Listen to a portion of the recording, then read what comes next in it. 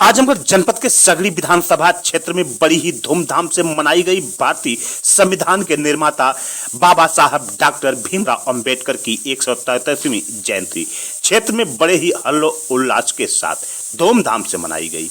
जगह जगह झांकियां भी निकाली गई व शोभा यात्रा भी निकाली गई। केक काटा गया। चुनावा, मनिकाडी, बड़े गांव, पूना पार, गणेरुआ, वर्डिहा, बघावर, चिरबिली, दान चिलबिली, तुरकौली, रौना पार, कादीपुर, चांदपट्टी, आराजी, देवारा, करखिया, पक्कोपुर, हैदराबाद आदि गांवों में बहुजन समाज पार्टी के पूर्व प्रदेश अध्यक्ष वर्तमान आजमगढ़ जनपद के सदर लोकसभा के प्रत्याशी भीम राजभर, सगड़ी विधानसभा के बसपा नेता व पूर्व प्रत्याशी शंकर यादव, जिला अध्यक्ष आजमगढ़ अरविंद कुमार गौतम बसपा, विनोद कुमार, चेतई राम, रामजीत चौहान, तारिक हसन, डॉक्टर सुरेंद्र राम, राजा राम, परदेसी राम, पूर्व महाप्रधान विजय प्रताप यादव, सीपी विमल, विधानसभा अध्यक्ष सगड़ी विजय कुमार प्रधान, प्रमोद कुमार यादव प्रधान, राम जीवन, पत्रकार संत विजय, बौद्ध अमीन बंजारा, पूर्व प्रधान राम प्यारे राम, बसपा युवा नेता अंगद यादव, श्रीकांत आदि लोगों द्वारा संविधान निर्माता डॉक्टर भीमराव अंबेडकर की प्रतिमा पर माल्यार्पण कर व श्रद्धा सुमन अर्पित किया। आपको बता दें कि भीम राजभर व शंकर यादव द्वारा बताया गया कि बाबा साहब डॉक्टर भीमराव अंबेडकर ने विषम परिस्थितियों में रहकर शिक्षा ग्रहण किया, समाज में दबे कुचले, शोषित, दलितों, पिछड़ों व महिलाओं को हक व अधिकार दिलाने का कार्य किया। उनके बताए हुए रास्ते पर हम लोगों का चलना अति आवश्यक है और हम सबकी सच्ची श्रद्धांजलि वही होगी कि हम बाबा साहब के बताए हुए रास्ते पर चलें। तो आइए हम देखते हैं क्या कुछ कहते हैं। से भारत विश्व गुरु कहलाया। बहुजन सर्वजन समाज में जन्मे सभी संतों, गुरु, महापुरुषों के चरणों को नमन करते हुए परम पूज्य बोधिसत्व, भारत रत्न, विश्व रत्न, भारतीय संविधान के रचयिता बाबा साहब डॉक्टर भीमराव अंबेडकर साहब के श्री चरणों में कोट से नमन करते हुए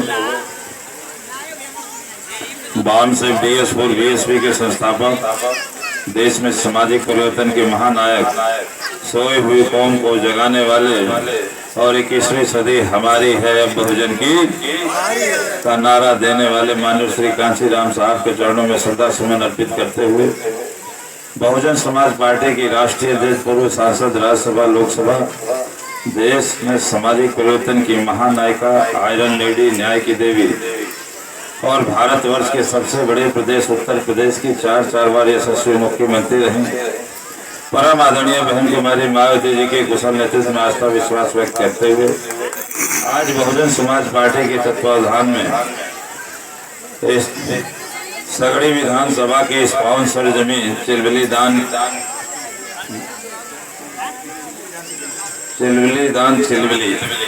की इस पावन सरजमी पे हमारे बीच मंचस्थ आदरणीय श्री शंकर यादव जी, जो सगड़ी के पूर्व प्रत्याशी रहे और जो अपनी बात को रख रहे थे, माननीय श्री मुख्य मंडल प्रभारी विनोद चौहान साहब, माननीय श्री एडवोकेट चेतई राम जी, मुख्य मंडल प्रभारी माननीय श्री रामजीत जी चौहान, माननीय श्री जनाब तारिक हसन जी, डॉक्टर सुरेंद्र साहब, माननीय श्री राजा राम जी और बहुजन समाज पार्टी के जो संचालन कर रहे हैं जिलाध्यक्ष आदरणीय माननीय अरविंद कुमार जी, हमारे बीच में माननीय श्री विजय प्रताप यादव जी, माननीय सतीश यादव ग्राम प्रधान खेतापुर, श्री वीरेंद्र कुमार सेक्टर अध्यक्ष खजौली, श्री चंद्र प्रकाश विमल जी विधानसभा अध्यक्ष सगड़ी, माननीय सरवन जी पूर्व सेक्टर अध्यक्ष हाजीपुर और मंच में मंचस्थ सभी विद्वत, मुधन्य, विद्वान, वक्ता, अधिवक्ता, नेता, प्रवक्ता, जनप्रतिनिधिगण, जिला पंचायत, क्षेत्र पंचायत, सरपंच, मुखिया,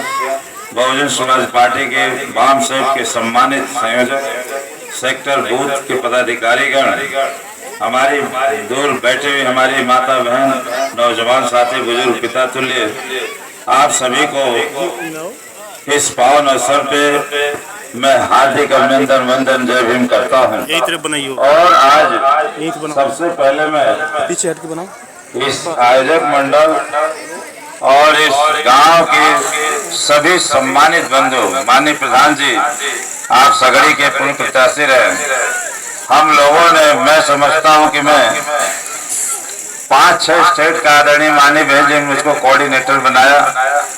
मध्य प्रदेश, बिहार, छत्तीसगढ़, महाराष्ट्र, उत्तर प्रदेश का अध्यक्ष। मैंने अपने जीवन में बहुत सारी मूर्तियां बाबा साहब की देखी हूँ, लेकिन हो बहुत साक्षात सजीव चित्रण करने वाले इस मूर्तिकार कलाकार को सर झुका के सलाम। और आप लोग को ये सौभाग्य है कि आप लोगों ने इतनी मूर्ति बाबा साहब की जीवन आदमकद मूर्ति को स्थापित किया, इसके लिए साधुवाद, सर झुका के सलाम करता हूं। बाबा साहब की 133वीं जयंती पे आदरणीय माननीय बहन जी ने एक ट्वीट किया आज कि बाबा साहब अंतिम समय में बड़ी मुसीबतों, कठिनाइयों से, संघर्षों को झेलते हुए इस बात को कहा था कि है मेरे बहुजन समाज के लोगों, ये कारवा मैंने बड़ी मुश्किल से खींच के यहाँ तक लाया है। मेरे जाने के बाद इसे पीछे नहीं जाने देना, आगे ना बढ़ा सके तो इसे यहीं रोक के रखना। बाबा साहब का ये परिकल्पना, ये ख्वाब हमको बाबा साहब के उस विचार से पूरा करना होगा कि बाबा साहब आपका मिशन अधूरा बीएसपी मिल के करेगी। और आज माननीय बहन जी ने ट्वीट किया। और जब हम उत्तर प्रदेश में 14 अप्रैल 1984 के बाद बहुजन समाज पार्टी के महापुरुषों के विचारों को लेके आगे चले, तो आज उत्तर प्रदेश में हमने 2012 तक हमने उत्तर प्रदेश में चार बार, एक बार नहीं, 2 बार नहीं, 3 बार नहीं, बाबा साहब के मिशन अधूरा को पूरा करने के लिए उत्तर प्रदेश में आदरणीय बहन जी को 4 बार भारत के सबसे बड़े प्रदेश का मुख्यमंत्री बनाने का काम किया। आज माननीय बहन जी आप लोगों से अभिलाषा व्यक्त करती हैं। ट्वीट में कहा है कि बीएसपी बाबा साहब की बदौलत उनके सपनों को पूरा करने के लिए 4 बार मुझको सीएम बनाई है। आने वाले दिनों में हम सभी कार्यकर्ता तन धन मन से लग के 24 में जो बाबा साहब ने कहा था, जाओ मेरे बहुजन समाज के लोगों, जाके दरों दीवारों पर लिख दो, हम इस देश के हुक्मरान हैं, हम शासक हैं। आज यदि बाबा साहब के मिशन अधूरे को पूरा करना है, संकल्प होने या संकल्प लेना है 133वीं जयंती पे, तो मेरे नौजवान साथियों 24 में हाथी पे बटन दबाना है और बहन जी को देश का पीएम बनाना है। ये संकल्प शक्ति लेके आज हम सभी को जाना है। आपके बीच में मैं इसलिए कहने आऊं कि माननीय बहन जी ने ये आजमगढ़ महापंडित राहुल संकीर्तन की सर्ज में साहित्य की, शिक्षा की, क्रांतिकारी शहादत की और राजनीति का गढ़ रहा है। बहुजन समाज पार्टी का ये राजनीतिक शक्तिशाली गढ़ रहा है। माननीय बहन जी ने मुझ जैसे कार्यकर्ता को, जो बूथ का अध्यक्ष है, जिनको जिला विधानसभा, जिला सेक्टर बूथ से आगे निकाल के प्रदेश मंडल, प्रदेश अध्यक्ष, कई प्रदेशों का प्रभारी बनाया, 2 बार मऊ सदर से प्रत्याशी बनाया। माननीय बहन जी को मैं दिल की गहराई से कोटिस अभिनंदन करता हूँ। इस कार्यकर्ताओं की बदौलत, बहुजन समाज पार्टी के सभी सम्मानित लोगों की बदौलत, कि माननीय बहन जी ने एक कार्यकर्ता पे भरोसा जताया है। किसकी बदौलत? इन कार्यकर्ताओं की ताकत की बदौलत, जो भारत में सबसे बड़ी राष्ट्रीय, तीसरे नंबर की राष्ट्रीय पार्टी के कार्यकर्ता है। विश्व में कोई ऐसा दल नहीं जो बहुजन समाज पार्टी जैसे बहादुर कार्यकर्ता की फौज खड़ी है। आज उन कार्यकर्ताओं की बदौलत माननीय बहन जी ने भीम राजभर जैसे कार्यकर्ता को लोकसभा सदर का प्रत्याशी बनाया है, इस उम्मीद के संग कि हम इस बार भी आजमगढ़ को फतेह करेंगे, हाथी को यहाँ से जिताएंगे। इसलिए मैं आपसे कहना चाहता हूँ, कुछ बातें कह के जाना चाहता हूँ कि चाय और पानी हम लोग आसान शब्दों में कह देते हैं, लेकिन इसके अतीत में जाएंगे तो हमारा इतिहास, छत्रपति साहू जी महाराज, कोल्हापुर के नरेश महाराजा, जिन्होंने 1902 में अपने रियासत कोल्हापुर में गंगाराम कांबले, एक दलित समाज के बेटे, शेड्यूल कास्ट के बेटे को भरे कोल्हापुर के चौराहे पे ये कह के आर्थिक मदद की कि दुकान पे चाय बेचने का काम करो। और जब उसने दुकान खोला, छत्रपति साहू जी महाराज चाय पीने गए तो उन्होंने कहा तूने अपनी दुकान पे अपना नाम नहीं लिखा। तो उन्होंने कहा कि नाम लिख देता तो शायद इतनी भीड़ नहीं होती। ये मंथन करिए। ये भीम राजभर इसलिए कह रहे हैं कि महाराष्ट्र की सरजमी पे भी मुझको सर झुकाने का चैत्य भूमि पे अवसर मिला। मुझको मध्य प्रदेश की महू में बाबा साहब के पावन सरजमी पे भी सर मत्था टेकने का अवसर मिला, जहाँ उनके चरण पद पड़े थे। बाबा साहब की उस दीक्षा भूमि को भी मैंने नागपुर में सजदा किया है। इसलिए मैं इस बात को कहना चाहता हूँ कि 1902 में कामले, गंगाराम कामले चाय बेचते हुए कहाँ चले गए, ये आज तक हम लोग जान नहीं पाए। लेकिन उनसे प्रेरणा लेके चाय बेचने वाले कहाँ पहुंच गए, ये मंथन और चिंतन करने की बात है। और आप इस बात को भी पानी की बात, हम चावदार महान तालाब के उस डेहरी पे भी जाके मैंने सर झुकाया जहाँ बाबा साहब ने पानी की लड़ाई लड़ी। हम पानी पी के जी नहीं जाते, हम पानी पी के अमर नहीं हो जाते। हम पानी नहीं पीते तो मर नहीं जाते, और पानी पी लेते तो हम अमर नहीं हो जाते। पानी की लड़ाई इसलिए लड़े कि मर्दों का शान पानीदार है। ये स्वाभिमान की लड़ाई है, मान सम्मान की लड़ाई है।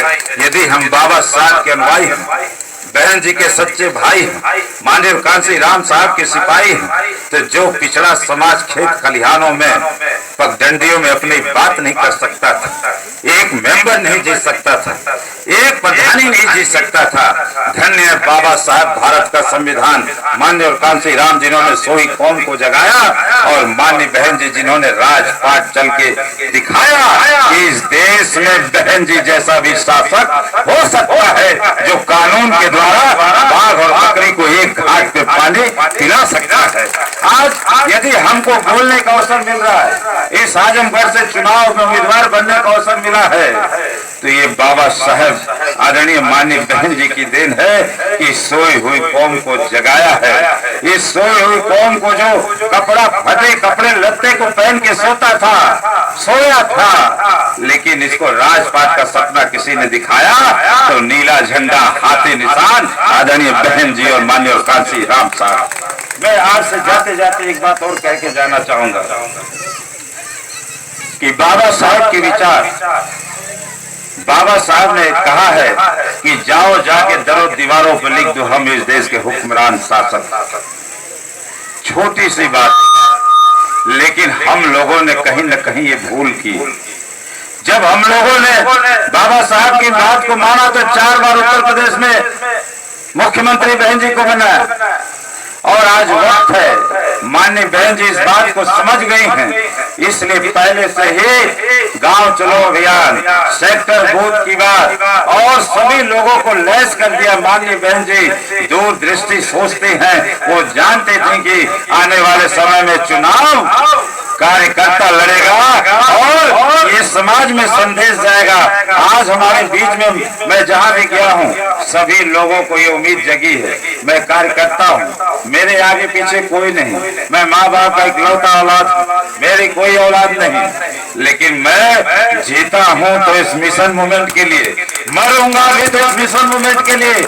मैं माननीय कांसी राम साहब के चरणों तले 1985 में ग्रेजुएशन करके मैंने उनके चरणों को छुआ और जय भीम का नारा इस्तेमाल और बुलंद किया, और जब तक इस देश में जान है, मेरे लोगों ने क्या किया इसका कोई मुझे परवाह नहीं। भीम राजभर बहुजन समाज को जगाने के लिए, बहुजन समाज पार्टी को मजबूत बनाने के लिए, पिछड़े समाज को जोड़ने के लिए, बहन जी को देश का पीएम बनाने के लिए अंतिम सांस तक लड़ता रहेगा। मरेगा भी तो बाबा साहब के जेल कफन में जाएगा। इसलिए मैं कहना चाहता हूँ कि हम राशन और भाषण के लिए नहीं आए, हम इस देश में बाबा साहब ने हमें हुक्मरान शासक कहा, हम शासक बनने आए, इसलिए हमको शासक बनना है। तो 24 में हाथे पे बटन,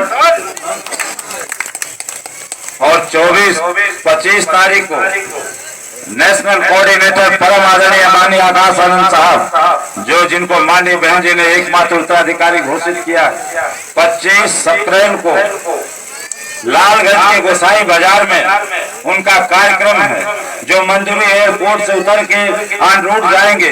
मेरी सभी लोगों से विलासा और हाथ जोड़ के प्रार्थना है कि भविष्य के उभरते सितारे यूथ आइकॉन, जिनके कंधों पे बहुजन समाज की आन बान शान, जिनको माननीय बहन जी ने उत्तराधिकारी घोषित किया है, उनके स्वागत में आप लोग ऐसे उमड़िए कि लोगों को उसे दिन मालूम हो जाए कि लड़ाई यार और पार है। इस बार अब की बार बीएसपी की सरकार बनने जा रही है। इसलिए मैं कहना चाहता हूं कि बाबा साहब ने बड़े संघर्षों के बाद हम लोगों को ये मौका दिया, एक वोट का अधिकार, 1 वोट 1 मैन 1 वैल्यू।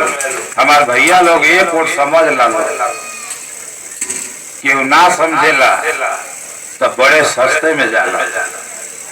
अरे 4 साल 11 महीना 29 दिन आपन नून चटनी कपड़ा लता बड़े टाटी में रहे ला लो।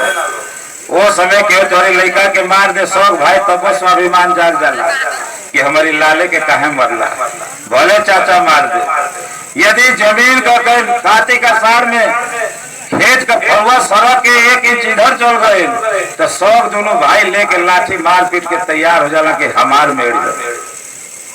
4 साल 11 महीना 29 दिन आपका बच्चे का सम्मान स्वाभिमान जिंदा, खेत की मेड़ के लिए झगड़ा जिंदा कि ये खेत मेरा। और बाबा साहब ने तो अपने लड़कों को बलिदान कर दिया, दवा के अभाव में मर गए, कफन नसीब नहीं हुआ।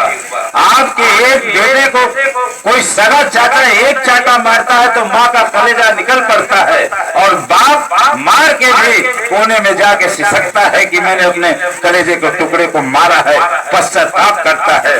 धन्य है वो बाबा साहब, आप एक चाटा खा के तड़प उठते हो, करुण क्रंदन करते हो, लेकिन बाबा साहब के सामने उनके छोटे बच्चे को कफन नसीब नहीं हुआ और माता रमाबाई ने आंचल फाड़ के नसीब दिया कफन का। धन्य है बाबा साहब महामानव, जिन्होंने अपने बच्चे को भूल के हम जैसे गरीब बच्चों की लड़ाई लड़के एक इतिहास बनाया, इस देश को भारत का संविधान दिया। इसलिए मैं कहना चाहता हूँ कि यदि आपकी रगों में बाबा साहब के विचारों की धारा रक्त प्रवाहित हो रही, पानी न बना हो रक्त, तो उठो जागो। इसलिए कि एक वोट यदि समझ गए तो दुनिया का कोई भी उद्योगपति धनपति नहीं है कि आपके वोट को खरीद सके। अंक गणित का सूत्र क्या है? इकाई, दहाई, सैकड़ा, हजार, 10,000, लाख, 10 करोड़, अरब, खरब, नील कदम, संघ। इसके बाद भी 3 आंकड़े हैं जो कोई पहुंच ही नहीं सकता। अब वही तो संख्या में सुनना लगेगा लोग तो यहाँ से लखनऊ पहुंच जाएगा, लेकिन संघ सुनना पूरा। बाबा साहब ने हमको कितना बड़ा अधिकार दिया है, बहुमूल्य, जिसका कोई मूल्य नहीं, कीमती। बाबा साहब के वोट को हम लोगों ने समझा है, हम लोगों ने ही आप लोगों ने समझा है। जो इस रात में भी कोई दूर से आया है, कोई बच्चे को छोड़ के आया, कोई घर के काम को छोड़ के आया, क्यों? कि जब बाबा साहब ने काम किया तो आज हम सच पट पहन के बोल रहे हैं, हम काम करेंगे तो आने वाली नस्ल भी बाबा साहब अमर रह करेगी। इसलिए कि एक वोट इस समय हमारी सबसे बड़ी आवश्यकता है, वोटों की सुरक्षा। जो एक वोट यदि हम समझ गए तो मेरा दावा है कि दुनिया का कोई भी धन कुबेर, कोई भी धन पते हमारे एक वोट को खरीद नहीं सकता।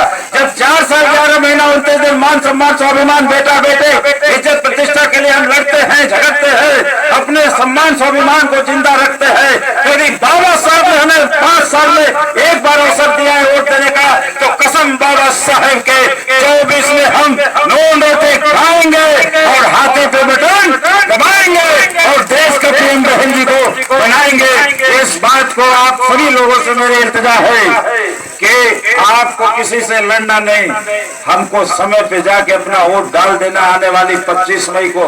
और यहाँ सभी विद्वत साथी जिन्होंने अपने ये कवि सम्मेलन रखा है, मैं इसके लिए बहुत साधुवाद देता हूँ कि बाबा साहब की शिक्षा शब्द पे आप लोगों ने इतना अमल कायम किया है।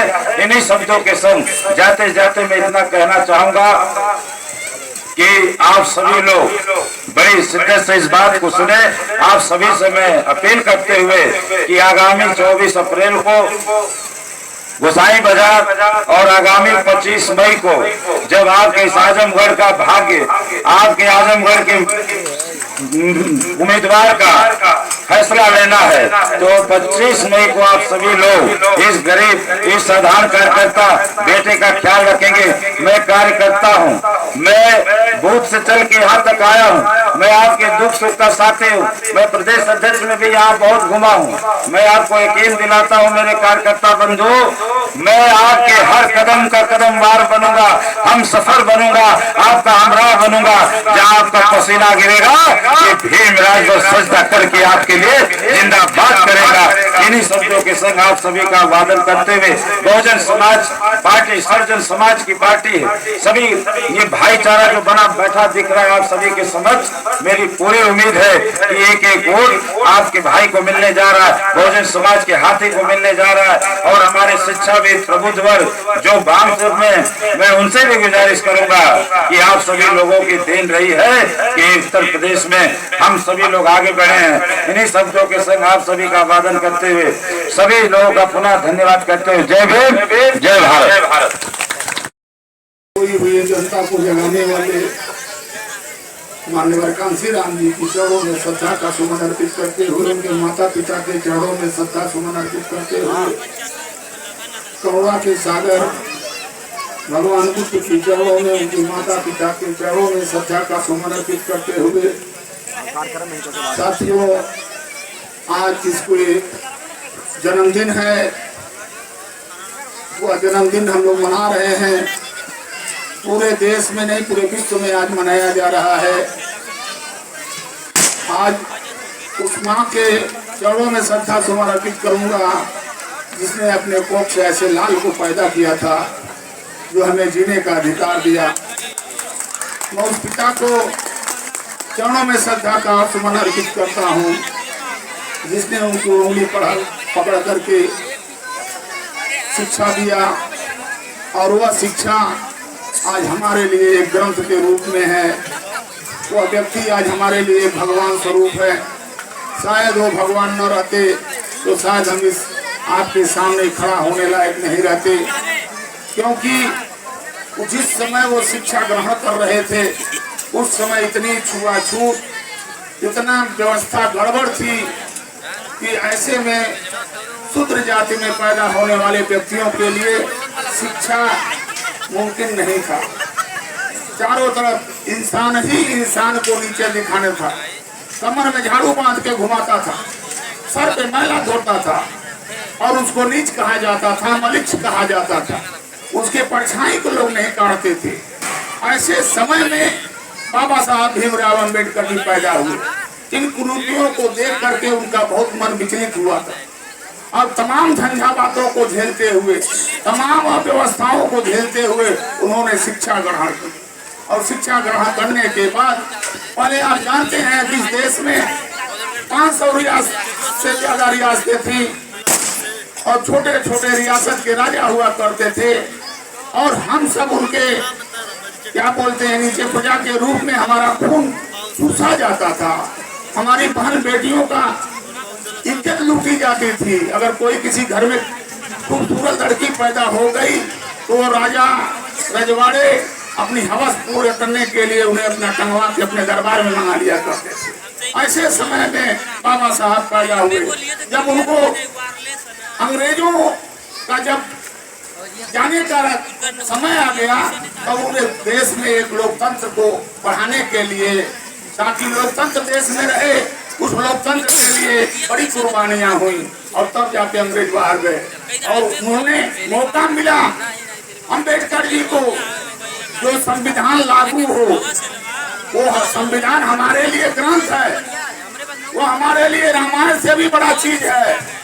साथियों उस ग्रंथ में उन्होंने जब मिला उनको अपनी सुंदर लेखनी से पहले काम किया उन्होंने कि उन राजाओं के सारे रानियों के कोख का ऑपरेशन कर दिया जहाँ से राजा पैदा होता।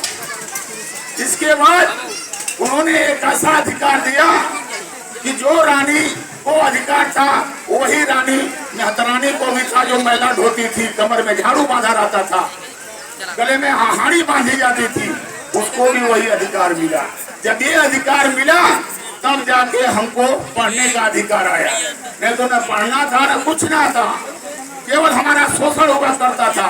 आज जो जमीन आज हमारे पास नहीं है, जमीन कहाँ से किसी दूसरे के पास चला गया, लेकिन वो तो बड़ी चीज है। साथियों, मैं अपने इस सगड़ी विधानसभा में बहन मायावती जी को बहुत बहुत बधाई दूंगा, जिन्होंने एक कार्यकर्ता को जो जमीन से उठ करके यहाँ तक आए हैं, उनको पार्टी का यहाँ से उम्मीदवार बनाया और हमारे ऊपर भी विश्वास किया था।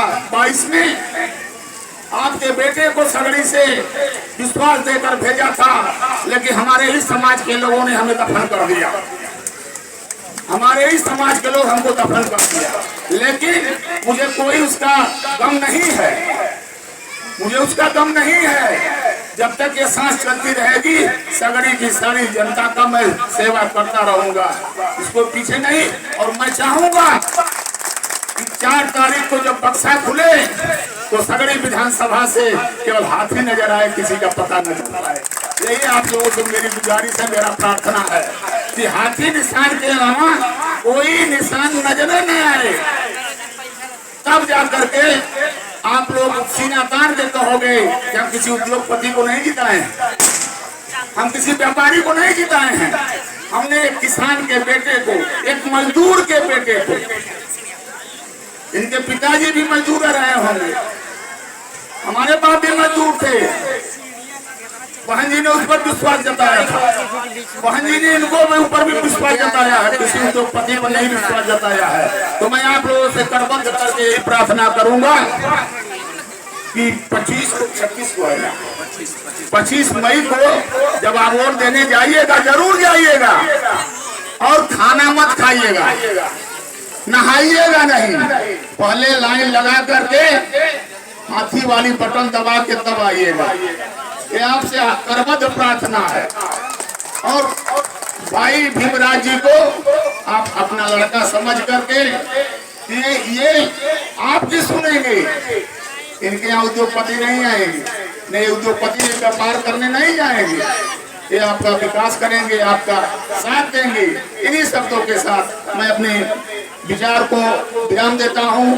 जय हिंद, जय भारत, जय संविधान।